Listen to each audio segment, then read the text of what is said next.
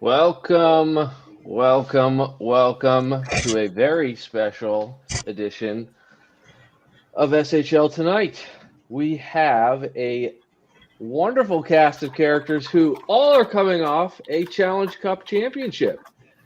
So, joining me this evening, we have my now pretty regular co host, Ara. Ara, how are you?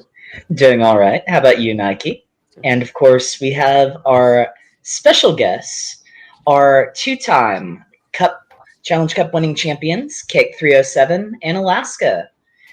Ma'am, sir, good evening. Glad to have you on the show tonight. Good How are evening. y'all? I say it's cold. It's cold here in Indiana, so trying to stay warm. But Can you send some of that down to the southern hemisphere, please? I don't think you want our -8 that it was this morning. So I Oh, will trade you your -8 for my current 32 Celsius. yeah, I get married on Monday, so that might be better. But we'll see. Put that in freedom units for me. Is that is 90 pretty hot, degrees. right? like 90 degrees, and it's not even noon yet. Wonderful. Well, that's a nice translation Saturday hotter treat. than hell. So, Yeah, well, at Alaska, least friend of the. Oh, go ahead, Cake. Sorry. I was going to say, at least it hasn't started thundering yet and still being that hot. That starts tomorrow. So, Alaska, friend of the program, back again. Yeah, 2 times now. And I think this is the second time off of the second cup. So, that's a pretty good track record, if I don't say so myself. Yeah, it's a fun way to be on here. I always like getting invited back, so it means I didn't screw up too badly the first time, and you guys didn't ban me permanently. So I'll take that as a win, and at least this time Cake's here as well, so it balances out that way. She's a little bit more balanced than I am sometimes. So Well, it's great to have you both here. I think there will be a lot of groans probably amongst the SHL folks, but there is a ton to celebrate. I think you guys have had an incredible last couple of years, and I am interested mostly from both of you to hear about the difference in this cup versus your last cup, just given, you know, it was now 3 seasons ago, or I guess 4 seasons ago that you won the first one. Very much underdogs and a story to be celebrated versus on this run, you were very much the juggernaut that had been, throwing haymakers back and forth with Atlanta for the last 3 cups, really 4 cups. But the first one, I think much more folks probably brought over across the league were excited about the thoughts of you guys potentially knocking them off. So I'm just curious, like, how different was this run? How did it feel in comparison to 4 seasons ago? And what do you guys think that has kind of stood out and has been a lot of fun about this particular group?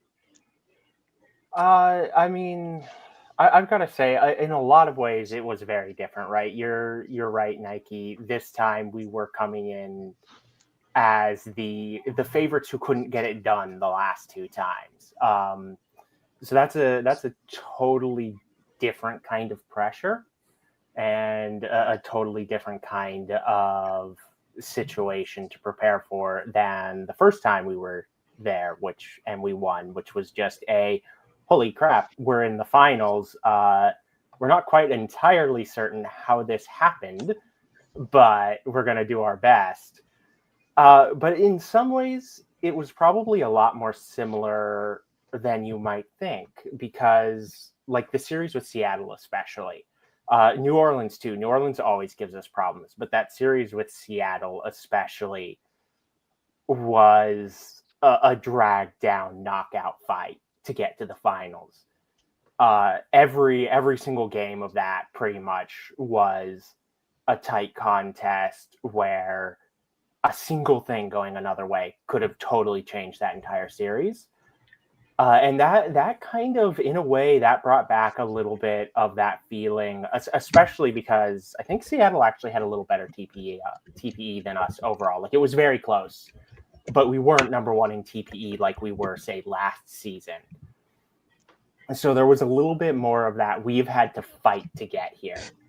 Like, we have really struggled a little bit on our path to the finals. And we're just kind of happy to be here a little bit now, so we can be a little more relaxed.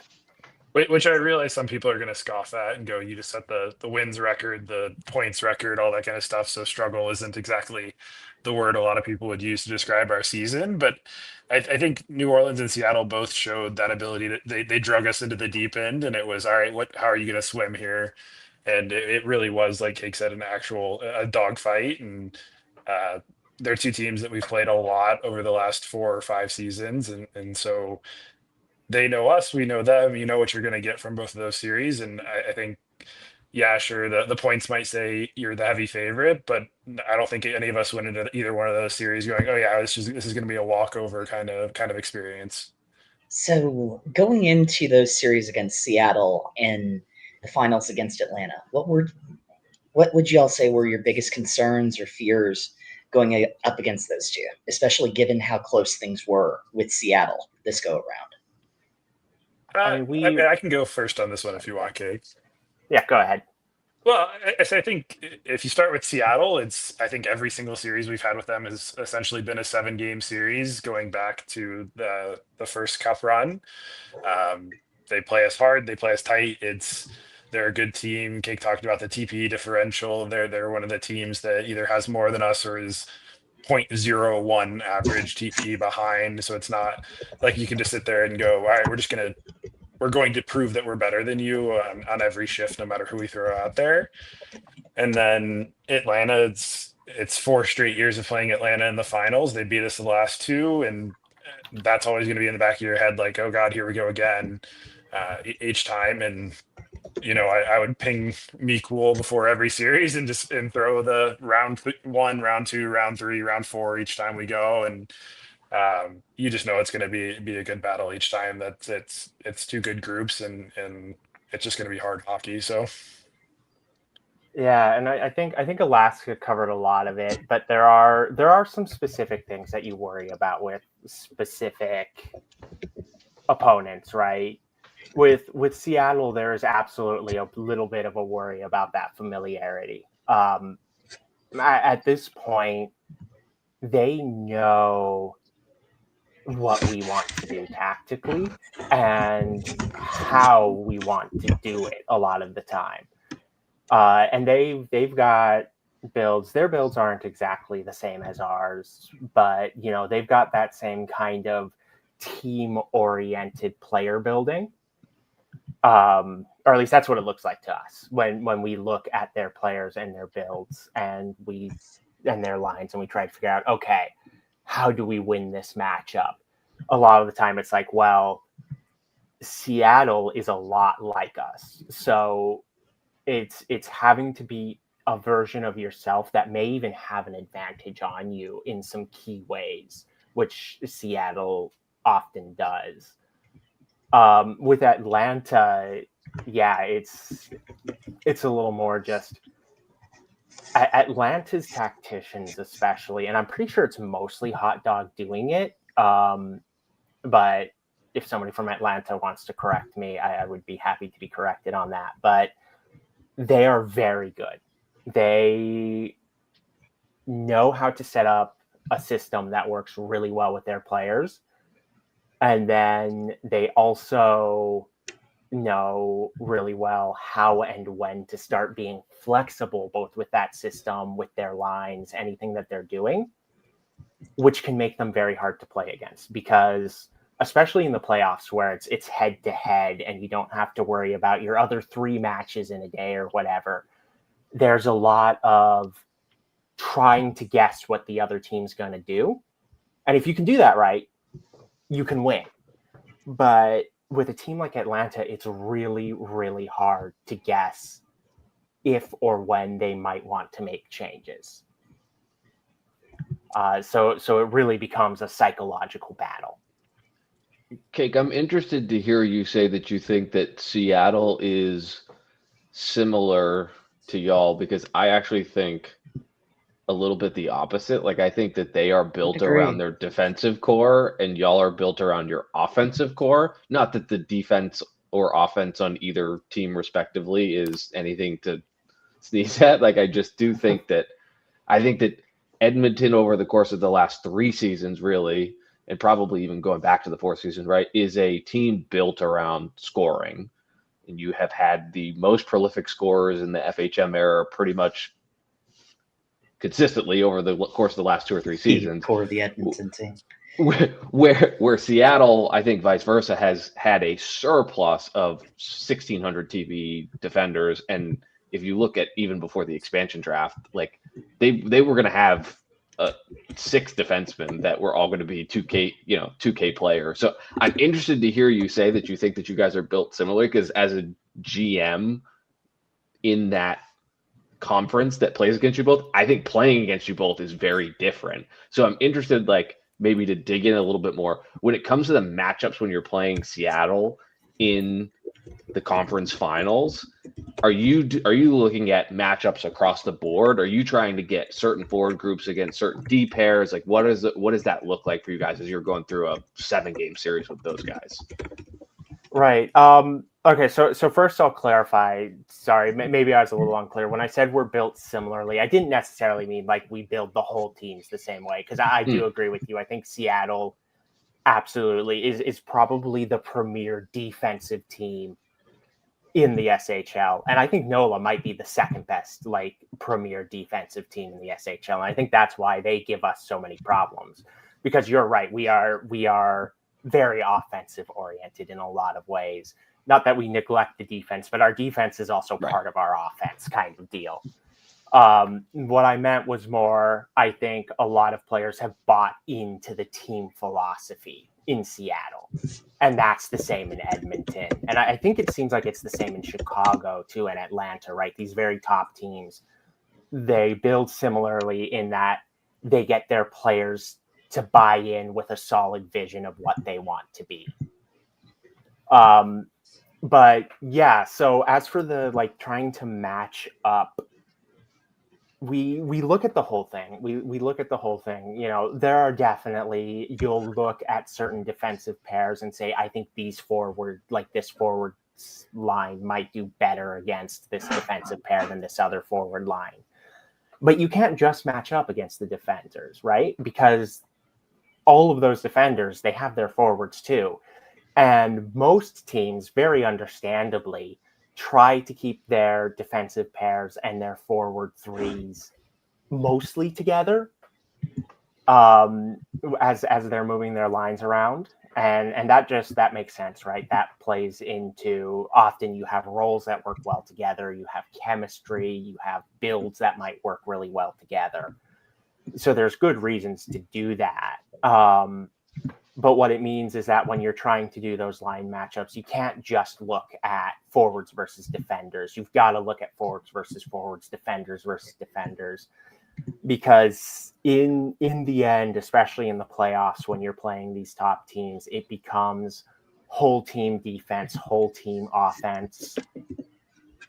Everybody's got to be able to at least contribute a little bit in any aspect of the game if you want to tilt those really fine margins in your favor as often as possible.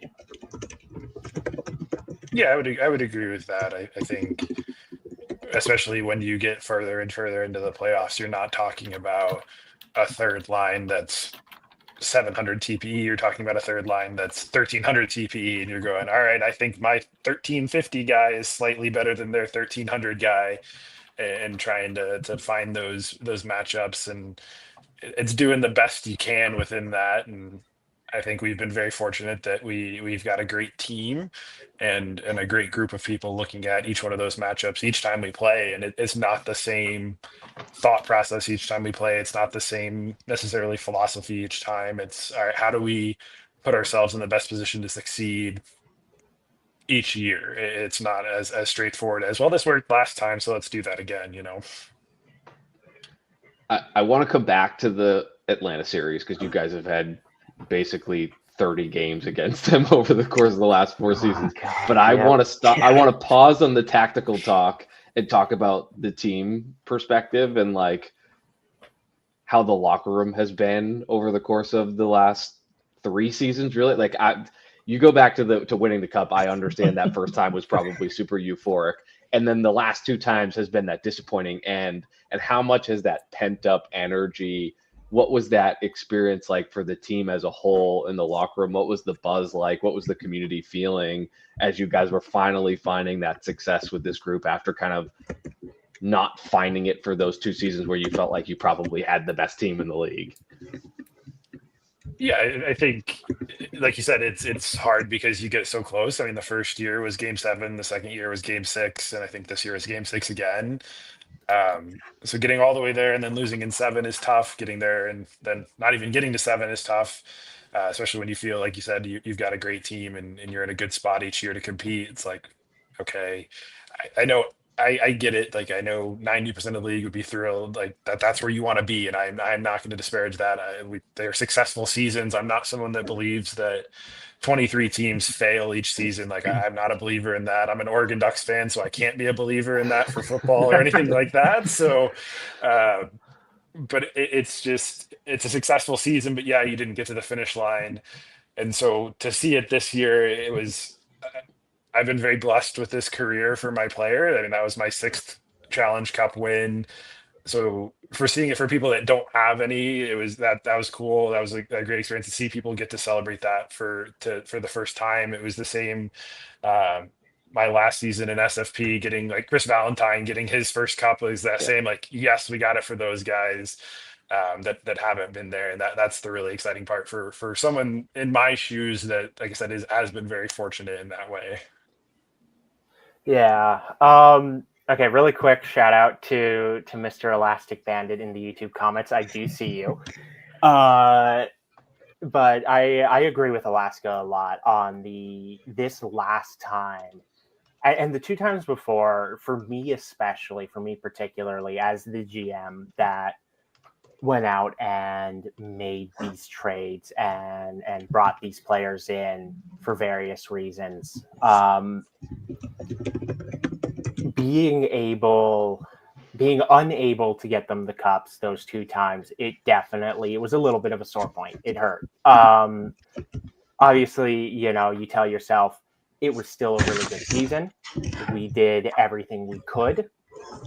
We fought hard, and we showed that we're a really good team, but you don't have that final thing to cap it off to say, I can say forever that this was definitely a successful season. Nobody can take that from me. So getting that, especially for those players, and especially one really big one for me specifically was B Fine Soda, who's been in the league for like 5 in real life years and has never won a Challenge Cup before. Getting one for him that was great for me. I was really happy that we were able to do that for him, that we were able, and he had a big role too. His player was a significant contributor to that, and it was just a really nice feeling. Both of the Solbergs get their first championships here, et cetera, et cetera. It's a great feeling for those players. And I'd say because of that, this cup was almost, not quite, but almost as ecstatic in the locker room as the first one. Very close. The first one just has that little leg up specifically because we never expected to actually make it that far, much less win the thing. And that was almost everybody in that locker room's first ever, because we have a lot of first gens. Mm-hmm. A pretty significant amount of the team is first gens that were drafted to Edmonton. So for almost the entire locker room, that first one was the first cup, a Cinderella run, just absolutely crazy as it was going on. Plus Game 7 overtime is Game 7 overtime. Yeah. Game 7 overtime winner. That will always, that is pure adrenaline. That was now I'm remembering that was a little bit when that went in. I think my hands got a little shaky in an, oh my God, what just happened kind of way. Yeah. And I won't debate that. One, so yeah. Speaking honestly from a player's perspective, that first cup was, as said, watching a Cinderella run and just the exhilaration of watching us actually clear the final or clear the first, second, and third rounds and actually make it to the finals. It's like, oh my God, I can't believe this is actually happening. It's definitely, especially for a rookie, something that you will never end up topping afterwards. That's why it sticks out so much in my memory. For this go around, given all the disappointment we had last season before with losing to Atlanta, I'd say this was almost as satisfying, especially given how rough November had been in certain respects. It really, waking up and seeing the locker room celebrating, seeing everybody excited, that definitely makes it almost as memorable to me. And getting to share that with y'all is just something I'll never forget. That, plus it was nice to knock Atlanta off after the last 2 seasons as well. I will admit that. Yeah, Forgive me for being a bit petty. I definitely got a couple of DMs from some old SFP teammates too about glad you didn't let someone else immediately get a three-peat right after us kind of thing. Because given that it hadn't happened before, if we had 2 in a row, it'd kind of be like, all right, maybe that's not as hard now. But it's still crazy, right? Like, if you put in perspective I'm just going to take the last 10 seasons of the SHL. Like, I'll put the conversation about parity to the side because I don't think that let's talk about that another day when when I have more brain power. But like, I really do think that if you look at the last 10 seasons, it is incredible that we have gone through expansion. We're now to 24 teams, that there has been these really 3 powerhouse teams that have won basically every cup for the last 10 seasons. Like, that is it's unlikely, and I understand that there are people who are like, oh, it's so frustrating, but it is unlikely that we will probably ever see that level of consistency again, despite the fact that it is very well possible that the same 2 teams could be back at the cup next season if things go the right way. So to me, yeah, that's a unique and very interesting.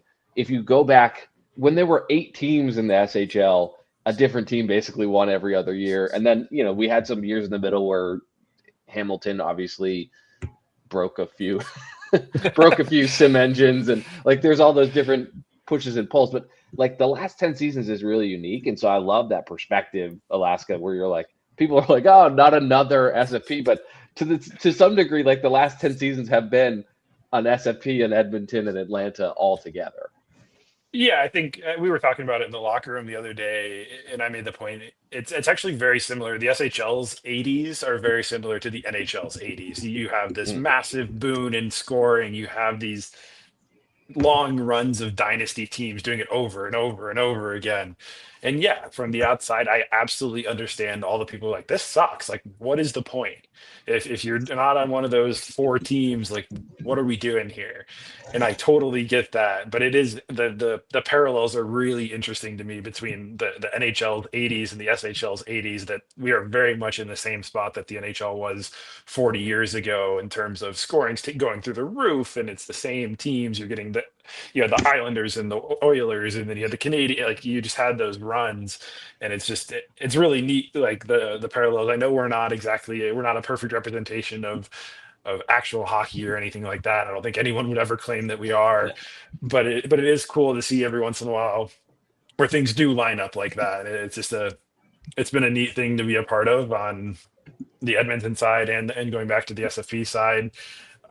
When you get drafted, I mean, this is not my first player. I've been around now for more than half the league's existence, but to get as much success and be a part of as much success has just been awesome to be a part of, and been really cool to share that with some awesome people. So yeah, so Alaska, these new kids don't understand what it's like to struggle. yeah. I mean, I was my first Challenge Cup was S52, which was the last STHS Cup. back with Manhattan. So yeah, I've been there. I remember Hamilton and all that. I remember when it was Buffalo every year. I remember a lot that whole stretch of time. And so I've been, trust me when people are going to scoff at me saying that, but I do understand where people are coming from. I do get it. Like I've been on the other side of it for sure. And it's like, it's fun when you finally crack it. So I like, there's something to be said about B Fine's experience where where you like haven't done it for, I was in the league for 10 seasons before I finally won a cup, and it was like that first time. I think Cake, you said it, like your hands you get the little jittery hands, like, you're sitting there watching the sim and you're like, how can I as a human being be so invested and excited about this thing? But it's really the community of people, and like you've grown to love your teammates and you all did it together, so like it's really fun to build up to that. And so I can only imagine, right, like as a first time GM, when you guys did it 4 years ago, Cake, like how exciting that was for you. And like all of those other, so there's like, everybody has these unique circumstances that lead them to that celebration of the cup. And I think that's a really fun thing. It's Alaska for you. It's like, yeah, this is like 6 cups with this player, and like, that's awesome and really fun. Or hey, five cups with this player, right? 5 cups with this player. No, this is 6. This is 6. Okay, yeah. But no, like everybody has a different experience, and that's so fun. I won't say I wasn't twitchy in the locker room. Like I fully was. I still get there, and I feel like that means I'm probably still alive, and I still care. If I was just like, yeah, okay, great, another final, I'd probably just retire at that point. But no, yeah, it's still it's crazy each time, and it's very satisfying, no matter what. So Ara, who was the most excited from your perspective in the in the Edmonton locker room this cup? God, that's a tough one. I'd honestly say B Fine, maybe Cake, I would say. I mean, it was B Fine, I think. Also Sunny was very, very excited about it. Oh yeah, she was. Oh yeah. So, gotta ask, now that y'all have won your second cup, what's the road ahead for you? Are you looking to make a return next season? Do you think you got a good?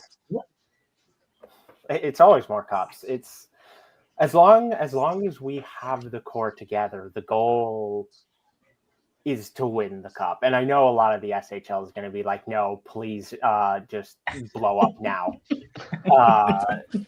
But I think any team that is at or just past their peak, and I think we're getting to the point where we're just past our peak. We're starting that decline. But we are still at the point where we feel competitive. And when you feel competitive, you want to win the cup. That is the goal. It's to make the finals and then win it all. Obviously, this isn't going to last forever. As I said, we're already on the decline part of the peak. We're going down a little bit. And so it's kind of making hay while the sun shines right now. So we're still going to keep fighting hard for as long as we can. And then when we believe that for whatever reason our competitive window is closed, we'll deal with that at that point. I still got 4 more fingers, so I still got some time here. You still got to win 2 to get past to take the record wholesale from Ramen, right? Just one more gets me past Ramen. Does it get you past? I thought it just tied. No, he won one with tied. Edmonton. No, wait, this tied. You're right. Okay, yeah. At least one more for Alaska so that he can beat Ramen. Yes. I need one more and one more playoff point to put me at 300 playoff points. So moving into next season, assuming, let's put the cup aside for a moment, what do you think are your biggest challenges as GMs and Edmonton's biggest hurdles ahead to get back to a successful finals run? I got 2 that I can point out right off the top of my head. And that would be the salary cap and regression. The eternal enemies. Subscribe. Yeah, I mean, I think like every team that gets to this point, and when your core is sitting there right on the edge of that proverbial cliff, you're dealing with the math, and you're dealing with, okay, is the math going to math correctly, and is the TPE going to be there? Um, I know at the end of the day, there's a lot we can do with tactics, and we have a great tactics group, and I'm never going to disparage anything that they do because they're phenomenal. But at some point, the numbers just don't math, and that's where you start to have to look in the mirror at what the plan's going to be. So Alaska again, is I would afraid have to said that this year. disparage. So Alaska is afraid to disparage the tactics group because I am actually doing some tactics, not alone, but I am part of it. So he's afraid to disparage his boss. So Yeah. so there's an interesting, like, having been on the other side of the last couple of seasons of the Western Conference, right? I take comfort in the fact that I look at what Atlanta has done the last 2 or 3 years, and I think from a regression curve perspective, they are 2 or 3 years ahead of all three of us in the West, right at the top of the West, in terms of the way that their roster has sort of fought against getting a little bit older, right? I think there was like 2 or 3 episodes ago on SHL Tonight that somebody was saying, like, what happened to Atlanta? We were like, this, at the end of the season, what happened to Atlanta? It was like, well, they got a little bit older. And to some degree, that was true. And to some degree, it may have been that they were tinkering during the regular season to try to figure out what the right mix was for the playoffs. And they saw that through to, getting to a cup final. But like where we are, the 3 teams at the top of the West, and I think that New Orleans is kind of like sticking around. Denver's not all that far off. And then when you flip over to the East, like, Hamilton's coming. New England's not going anywhere. Manhattan found something really special this year. So when you start to look at that, like, top 10 teams in the league, there's still going to be a number of different opportunities. But as we're getting over that cliff, I don't think any of us, I speak for myself, but I know that you guys are kind of echoing the same thing. And I would guess that if we talk to Eddie and Oates, Seattle's probably not looking like, nobody's quite ready to blow it up just yet, because I think we all think that the horizon is probably at least another 2 or 3 seasons where we can really all be throwing haymakers at each other in the playoffs. I think so. Yeah. I mean, it's I don't expect anybody to be going anywhere. And I mean, we've got an awful lot of good players that we still owe our best efforts to, that put their trust in us. So we got to give them the best opportunity to succeed and put them in the best spot we can. And that hopefully they keep earning, and that prolongs that window as much as the rest of the SHL is going to groan at hearing that. We still want to be there each year, and still want to. Edmonton's still here. Yeah, and I like something that you mentioned specifically there, Nike, with the I do think Atlanta has shown you can get older and be older, and that doesn't mean you have to give up right away. Yeah. If you have a team that is dedicated and committed, and it has the right people on it and the right people in the war room, you can find ways to take an older core and still do a lot of great work with them. And I think that's kind of an inspiration for all of us, all 3 of us in the West. It should be, at least, something that we look at and we say, maybe we're not going to do it exactly the same, but there's kind of a roadmap of what we could accomplish if we work hard. HFFO is telling me that they're coming. The league is coming with pitchforks to get me now. It totally is. They'll be using him as the battering ram. Truth.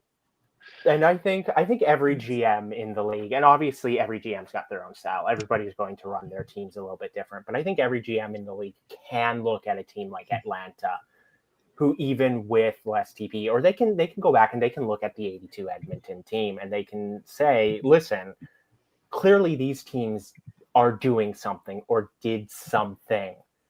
Let's look at how they draft. Let's look at how they trade. Let's look at the people we know, or at least strongly believe, are in their war room. Like, what kind of personalities are they bringing in? and obviously you don't want to replicate that one-to-one because every team's got to be its own team. But you can absolutely steal from other teams. You should steal from other teams. I steal from other teams all the time. I've stolen from you.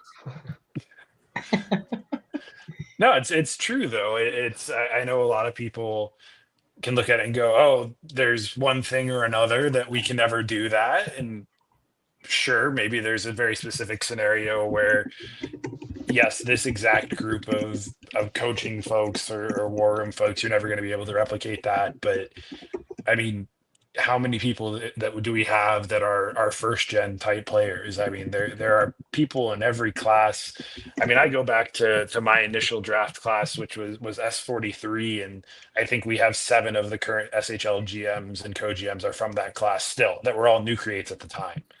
And so every class is not going to be equal like that, but you have the opportunity to grow your team and you can grow your organization through smart scouting, through smart like coaching. There's all those things you can do, and I'm not saying XYZ teams are dumb, because I don't think that's the case. I don't think there's a GM that I can point to and go, yeah, it's just not a smart person, because they wouldn't be in the spot that they are if they weren't.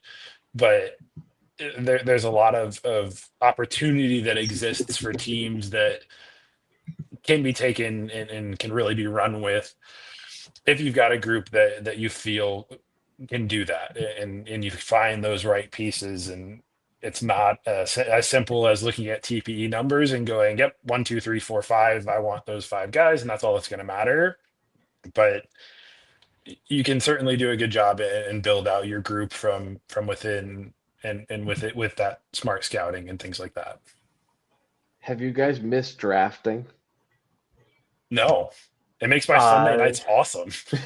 Yeah, not honestly, not that much. I've liked being able to sell picks for futures. That's nice. I also, more than not missing drafting, I don't think I've missed scouting too much. When I was co-GM in St. Louis, I was doing a lot of scouting, and scouting can be a lot of fun, but it is also, especially with bigger classes, it's very time intensive. And I'm trying to do it while I'm at work, because that's when people in North America are awake. So I'm like over here, like, okay, do some work, send some scouting message, do some work. Yeah, and I don't miss that. It makes the Sunday nights great to just be able to, when Cake just sits there and goes done before the draft ever even starts. So yeah, the thing that I miss, because I'm very much in the same position, right? Like, I haven't drafted in 3 years. The one thing that I miss is the invigoration of new folks into the locker room. And we get some of that, right, in free agency and, additive trades here and there. But the level of engagement, I think, that comes from a draft night and rookies showing up for the first time is just a little bit different. There's a little bit of a difference. I do agree.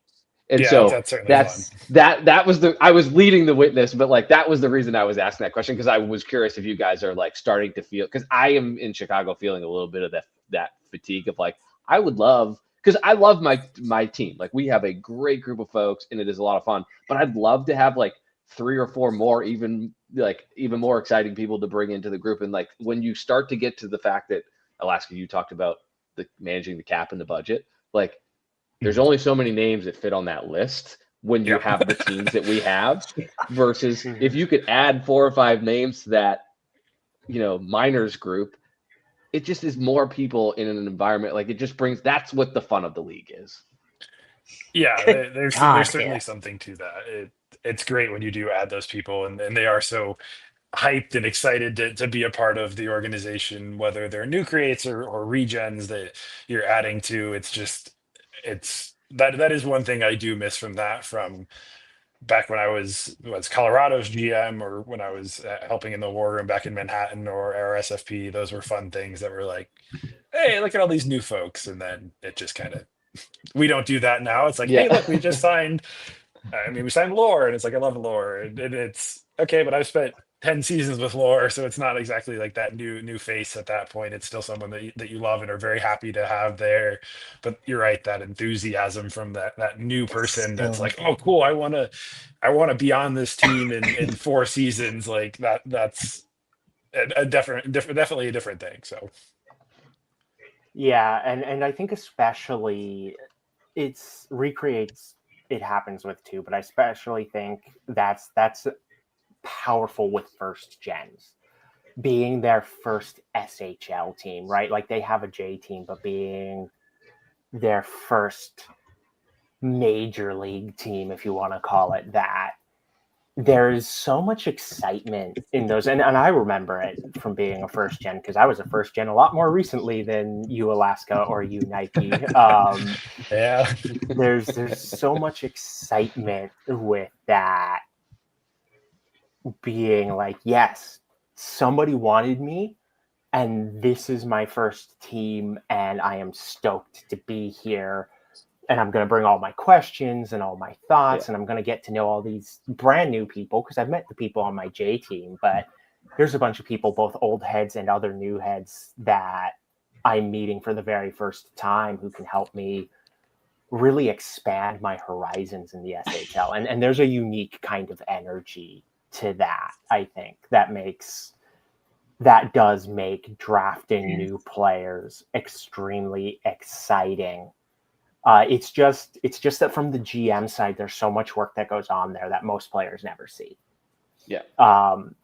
So I think to a lot of players, it's just like, well, of course you should be really excited because you get to bring in new people, but it's also you want to bring in the right new people. You want to make sure that they fit with the culture that you either have built or are trying to build. You want to make sure that they are going to get along with the people you already have. And you obviously, as a GM, you want to try and get the players that you think are actually invested. Because I think it's a particular kind of heartbreak as a GM. And I've had this happen, obviously, really in the juniors when I was co-GMing down there, since we haven't really drafted since I've taken over in Edmonton. But when you get a player and you think they might just be something special and then they flame out, that is a kind of heartbreak that is really hard to describe. And I think really hard to replicate too, because just so much hope and promise and to see it not pan out. Or somebody else drafts them, right? Or somebody else drafts them before you, and then you're just like, well, fuck me.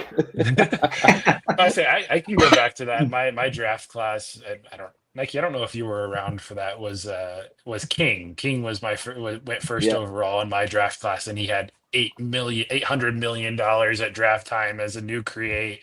Everybody thought it was going well, and turns out his girlfriend's a multi. Who asked you? And then he like flames out within 2 seasons, and we're all sitting there going, "Well, that was about a slam dunk as you can get."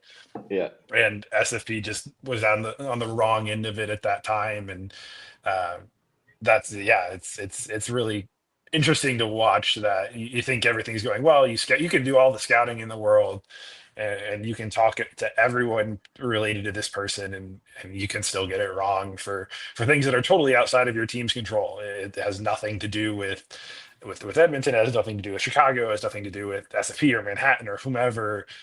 Sometimes it just doesn't work, and that's the hard part with that.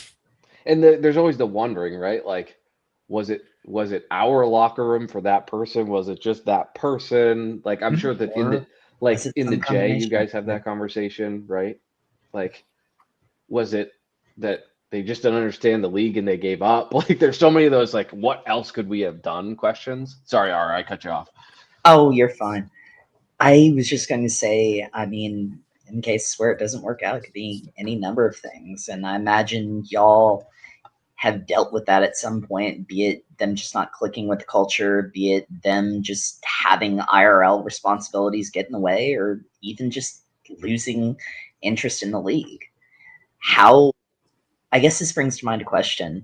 When you have a rookie that you think is very promising or a first gen that you want to bring to the team and they're struggling when you get them in, what is your thought process in GM or as GMs, or how do you go about keeping them interested and invested in the league?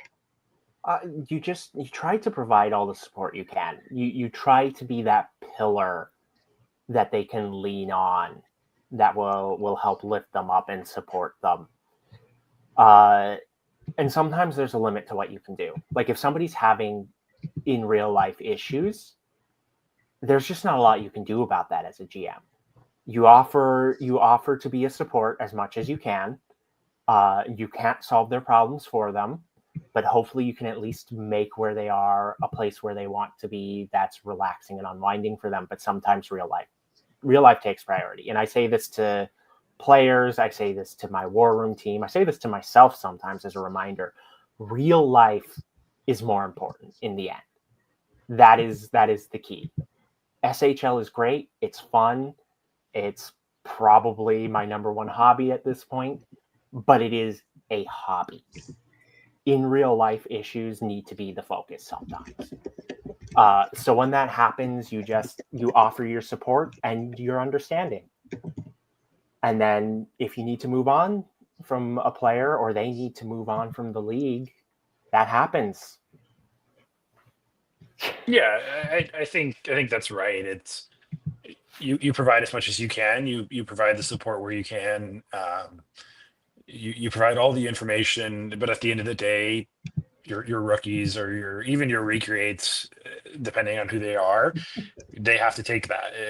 Some of the onus is always going to be on the user and the player, and go, hey, I need help with X. I will always be grateful to Pris and Zach back in the day for teaching me how to do an update thread back when we had those, because I was lost, and had they not done that, I certainly wouldn't be here. And obviously that's gotten a lot easier nowadays with the portal, which has been an awesome addition for the SHL. But yeah, you need, I think we have a great group in our locker room that is there for any questions we may have, any questions that I have questions as a GM all the time. And we have people that are going to answer those. And so when it does come time for us to start drafting rookies again, I think we've got a good support network for them there when they come in, that, hey, look, you're welcome here. You can be yourself here. You can be comfortable here. And if you're not, look, talk to us and we'll have a conversation about how to take that. I know personalities aren't always going to mesh perfectly. It's just like a real life hockey locker room. Not everybody's going to love everybody. But when you start making people uncomfortable, that's where we have a different conversation. And I think we have a good group that, as far as I've seen, we haven't really had much of an issue with that. And hopefully, I think when it comes time to draft, we'll understand the scouting process and do it in a way that we're not going to put anybody in that position where they are uncomfortable in the locker room, be it as a new create, or not even just SHL wise, but just being themselves and being who they are as a person. So it can be stressful, right? Like, especially I say this all the time. Like when we consider bringing in somebody who is new to the league, you're introducing them to 20 people at once, right? And a lot of times, like, locker rooms are even bigger than that, because I just look at the alumni group in my own Chicago locker room, and it's like, it's this log. And so it's like, yeah. Who is that person? They're not even on my team. But I'm like, now all of a sudden I'm thrust into a position where we're all chatting, and there's like all these old inside jokes, and everybody knows each other, and you thrust this person who's like, I was just in St. Louis for a year, and I don't know anybody because you didn't draft anybody else from St. Louis. And so the only person I've talked to is the GM, maybe the co-GM, and perhaps another scout of some kind. And so, like, I'm one to utilize relationships, and I'm sure that you guys have even better relationships with some of the JGMs than even I do. But, like, how do I figure out a way? I think that's what's been a little bit of my secret sauce over the course of the last, like, I have a couple of teams in the J that I like the way that their culture fits, and I think of them as a bit of a pipeline. It's like, oh, okay, Vancouver tends to pick people that I like to hang around with. And so if I can get 2 or 3 people from Vancouver in consecutive seasons, I'm naturally building a locker room where they already have 5 familiar faces, right? And so that breeds a little bit more. But then you also have to be comfortable with, like, until people are on your team, they're excited about being part of your organization, but they're like, yeah, but my player plays in the J, so leave me alone. I want to watch those games and hang out with those people. And so you have to be comfortable with that too. So, like, there's all these different nuances to, like, draftee to the time that they finally hit a sim page on your team. And so all the things that you guys just talked about, like making somebody feel comfortable, helping them along with how does the league work, like, that all happens over almost a full calendar year before somebody actually plays with you. Yeah, I mean it's usually what 3-4 seasons at that Yeah. point before they ever step on the ice for you. And I mean, I always think of like for me, it was always one of those the silliest things. It was like the Pokemon bot. It was like, oh, Yeah. everybody that does the Pokemon bot, it's like, hey, look, here's all my cool Pokemon, and everyone can relate to that does that too. And that's such a silly little thing. Or it's talking about whatever game you're playing right now and things like that. It's just that stuff that can go from locker room to locker room. It's not as harsh as uh, hey, you're right. You're absolutely. I just looked at our alumni list just for our online alumni list, and it's 12 people. And I'm like, cool. I would know who none of these people were if Yeah. I was a new create coming in here. And they're people that talk regularly and are constantly talking in the locker room, which is great for locker room activity. It's great for keeping the team like aware of what's going on. But yeah, for a new person, that's got to be a total bucket of cold water. Going, hey, here's all these other new people you have to learn on top of who your J team's drafting this year, and oh, hey, maybe you're getting traded this year because it's your fourth season, your team's just not there, whatever it is. And so I think little things like that are such an awesome way just to it takes you zero effort as a GM to have that kind of stuff in there. You don't even have to participate in it, Yeah.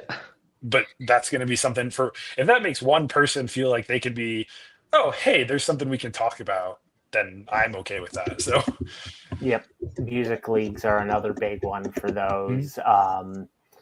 Also, I've seen, especially for this works better for chattier players, but the Me6 leaderboard thing, Ugh. people get Yeah. so competitive about I that. hate that which- freaking thing.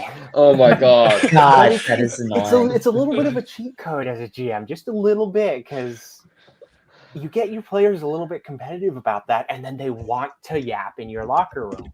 And guess what?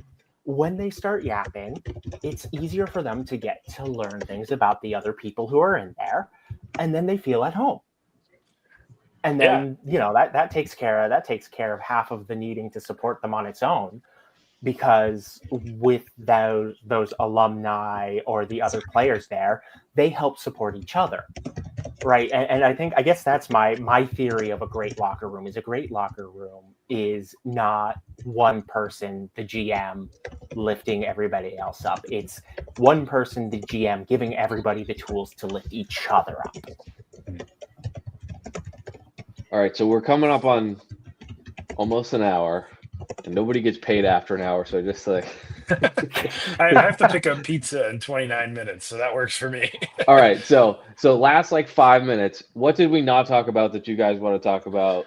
You know, who on your roster do you want to celebrate? Like what open season, what does the Edmonton team want to leave SHL tonight with tonight?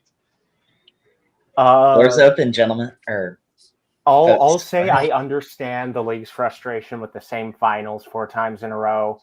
I am fully intending to make the finals again if luck and skill hold at all. But maybe we'll get lucky and Atlanta will take a season break, please, because actually I would not mind seeing somebody else in the finals. Sorry, Atlanta. I know we've got a little bit of a bromance going here, but I need a little space, buddy. Need a little space, hot dog. Yeah, I would agree. I think I'd love to see, as much as I love Atlanta, I'd love to see somebody else, and I'd love to be in the position to be picky about who we're playing again, because that means we're in the finals again. I mean, team wise, I can say nothing but wonderful things about everybody in Edmonton. So yeah, it's hard to say who do you want to call out, because I would love to call out almost literally everybody. I will say, because unfortunately we did not have the budget to re-sign, so we had to let Squall go. Squall came over for 1 season as like a 1400 TPE defender for us from Atlanta. Was an amazing locker room presence. Even now, still as now an alumni, still has been a great locker room presence. So I really wanted to just say thank you to Squall for everything you did. Your locker room energy was great. Your playoffs meme, we had this meme going, win for the wine aunt, with Squall's player being the wine aunt, which It was worked. really it was great for the locker room. Lots of energy and jokes and some extra belief because of it. So it was just very uplifting. I think having Squall there was an amazing addition for the one season that we could afford it. And because Squall's not there anymore, I just wanted to make sure that he knows how much we really appreciated and loved having him on the team. Our parting thoughts? I mean, they pretty much summed it up well enough, but I think if I were to say anything, ladies and gentlemen, I wish you the best of luck in your season in S87, and here's hoping that we get to see you earn a third Challenge Cup. And I can't sponsor Apart that. from I can't. I I can't. I would can't. love to be Matt? back here in 2 months doing this interview again, and Yeah, Nike so- looking depressed again. And well, the sequel's always better. Nike is chat over here like, complaining. actually, can you please lose to Chicago in the conference finals this time? That would be great. I think if you win again, you just run this on your own. Like, I'll set you up and I'm Oh leaving. yeah, we'll invite you back. But thank you Yeah, guys. Really, like, if we special win next time, you the can time be the guest, shooting the crap. Nike. You can be the guest, and you can talk about the other side of things for an hour. yeah, we'll host it. Yeah, just We'll see about that. Thank you guys for making I'd love to time. be back. So Yeah, and congratulations again. I know it's a lot of hard work. You guys spend as much time as probably anybody, building the community, building your team. So, like, as much as I know that the league is tired and some folks are frustrated, like, it is a testament to hard work. Everybody works hard, but I think you guys particularly have worked really dang hard over the course of the last year. So congratulations for that. I hope it doesn't continue, but I have to be realistic and say, like, you did win because you worked hard, and I get it. So congratulations, and, like, thanks for being here. oh, Thank you thanks for for having having us. us. It's a pleasure to have you both. It Hope was to see you very back here nice to talk soon with enough. you. All right, A lot of y'all. fun, guys. Happy holidays. Bye, Happy SHL holidays, folks. wonderful Take New care. Year. See you next time.